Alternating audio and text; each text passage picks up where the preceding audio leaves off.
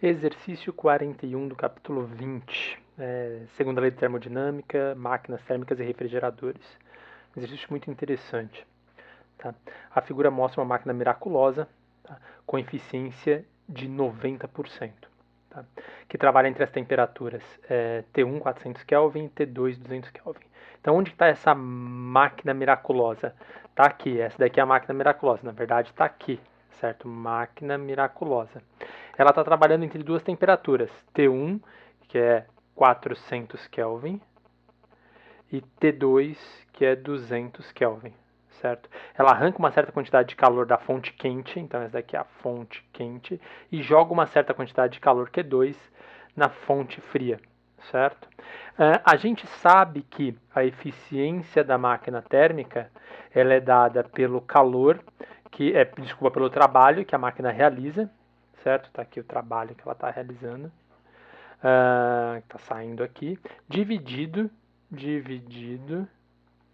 pelo calor que ela arrancou da fonte quente, certo? No caso aqui da minha máquina miraculosa, a fonte quente é Q1, tá? Então, no caso da máquina miraculosa, a fonte quente é Q1. Como você sabe que o trabalho, a energia se conserva, né? O trabalho é igual ao calor que você arrancou da fonte quente menos o calor que você jogou na fonte fria.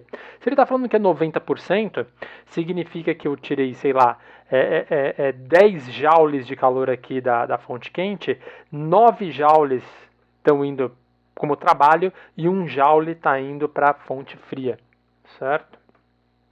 É isso que significa a eficiência da máquina térmica. Tá? O que significa a máquina ser miraculosa? A gente tem um limite de eficiência possível, tá, na termodinâmica. E esse limite é o limite dado pelo ciclo de Carnot. Tá? O ciclo de Carnot, a eficiência do ciclo de Carnot, certo? Se você fizer as contas lá, é 1 menos a temperatura da fonte fria dividido pela temperatura da fonte quente. Nesse caso aqui, a temperatura da fonte fria é 200, aqui a fonte quente é 400, isso daqui dá 1 sobre 2. Nesse caso, entre essas duas temperaturas, o ciclo de Carnot teria uma eficiência de 50%. É o teorema de Carnot. Nenhum ciclo é mais foda que o de Carnot. Então não existe isso. Tá? Qual que é a consequência disso? A consequência é que essa máquina que entre essas duas temperaturas faz a entropia do universo diminuir. O ciclo de Carnot é o único ciclo que faz a entropia do universo não variar, certo? Todos os outros ciclos vão fazer a entropia do universo aumentar, tá?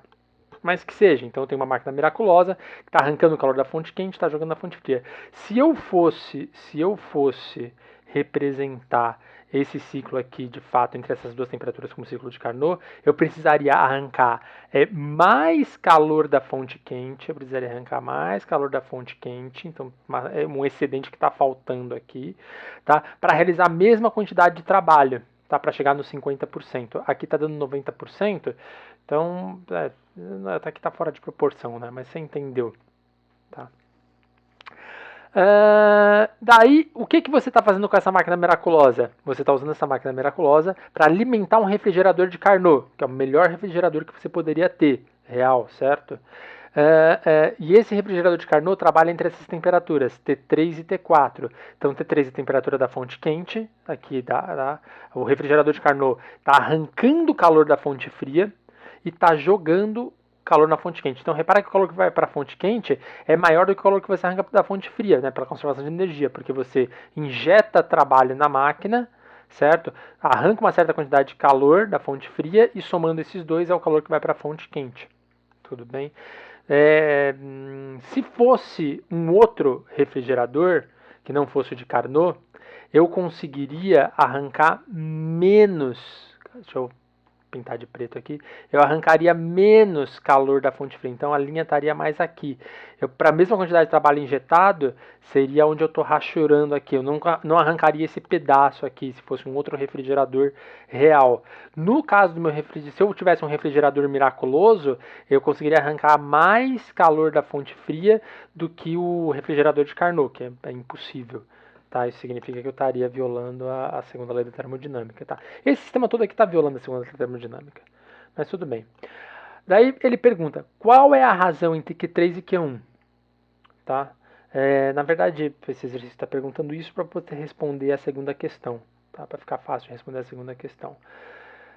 Bem, a razão Q3 e Q1 está aqui, já fiz as contas, tá? Você vai utilizar as eficiências, certo? Então, você sabe que o trabalho é igual a eficiência vezes o calor que você arrancou da fonte quente. Tá? Então, no caso da nossa máquina miraculosa, é a eficiência que foi dada, que é 90%, 0,9, vezes o calor Q1, certo? Que é o calor que está vindo da fonte quente. No caso do ciclo de Carnot, tá? Como refrigerador e máquina, ele é reversível, né? Não varia a entropia do universo. Se isso daqui estivesse funcionando como máquina, sairiam as mesmas linhas, as mesmas quantidades de Q3, Q4 e W. Então eu posso simplesmente pegar a eficiência da máquina de Carnot e multiplicar por Q3 para falar que seria o trabalho que a máquina de Carnot estaria expulsando, certo? Tem que tomar cuidado que nas outras máquinas reais isso não vale. Tá? Mas fica para outro vídeo discutir isso. E a eficiência da máquina de Carnot, como eu falei lá, é 1 menos a temperatura da fonte fria dividido pela temperatura da fonte quente, que dá, nesse caso aqui, entre essas duas temperaturas, T3 e T4, que é 240 e 320, substituindo aqui, dá 3 quartos, isso daqui vai dar 1 quarto, que dá 25%. Então, no caso da nossa máquina de Carnot, do nosso refrigerador de Carnot, né, se fosse uma máquina entre as duas temperaturas, seria 25%. Quando a gente fala de refrigeradores, a gente fala de coeficiente de desempenho. Coeficiente de desempenho é o calor que você arranca da fonte fria dividido pelo trabalho que você está injetando na máquina, certo? Mas aí é outra história. Deixa para lá. A questão é a seguinte, com essa expressão aqui, né, sabendo a eficiência da máquina de Carnot entre as duas temperaturas, eu consigo achar a razão entre Q3 e Q1, substituindo aqui, isso daqui dá 3,6. É a resposta do item A. Tá? Daí com isso daqui eu vou conseguir responder o item B. Qual é a razão da entropia do universo por Joule retirado da fonte quente? Tá? Então, deixa eu dar uma limpadinha aqui. A variação da entropia do universo, escrevendo a expressão dela inteira, é calor que eu arranquei da fonte quente dividido pela temperatura da fonte quente, no caso do motor. Então aqui está o motor, certo? Calor que eu arranquei da fonte quente dividido pela temperatura da fonte quente, com sinal de menos, porque eu estou arrancando o calor da fonte. Tá? Daí essa entropia entraria na máquina, que está aqui. Só que a máquina é um ciclo que depois volta para a condição inicial original. Então a máquina não armazena entropia. Toda a entropia vai ser jogada, todo excesso de entropia vai ser jogada na fonte fria. Tudo bem? No caso do ciclo de Carnot, você sabe que isso vai ser zero. Tá? Daí tá, qual que é a entropia que está indo para a fonte fria? É o calor que está indo para a fonte fria dividido pela temperatura da fonte fria. Certo? Tá, então aqui está a máquina e aqui está o refrigerador, os sinais estão trocados. Aqui, no caso do refrigerador, eu pego o calor que está indo para a fonte quente dividido pela temperatura da fonte quente, positivo, menos a calor da fonte fria dividido pela temperatura da fonte fria. Não preciso nem te falar. Você sabe que, no caso do ciclo de Carnot, isso daqui vai dar zero, certo? Mas deixa a gente fazer as contas antes. Então, a gente já sabe que a gente quer escrever a variação da entropia do universo dividido por Q1. Então eu vou escrever todos esses calores em termos de Q1. Q3 eu já tenho em termos de Q1 do item anterior. Tá? Para achar Q2 em termos de Q1, eu vou utilizar a definição da eficiência. Daí eu vou usar a eficiência da máquina miraculosa. Vai ser 1 menos o calor da fonte fria dividido pelo calor da fonte quente. Então substituindo aqui vai dar 0,1 vezes Q1, valor de Q2. E Q4, certo? Eu vou utilizar o mesmo raciocínio, pegar a eficiência da máquina de Carnot, certo? A mesma fórmula, tá vendo aqui? Certo? Substituindo vai dar 2,7 vezes Q1, é o Q4. Tá? Agora com isso daqui, eu posso substituir aqui em cima, eu vou ter essa expressão aqui. Eu não preciso pensar muito. T3, certo? T3, ele é 320, certo? E T4, ele é 240.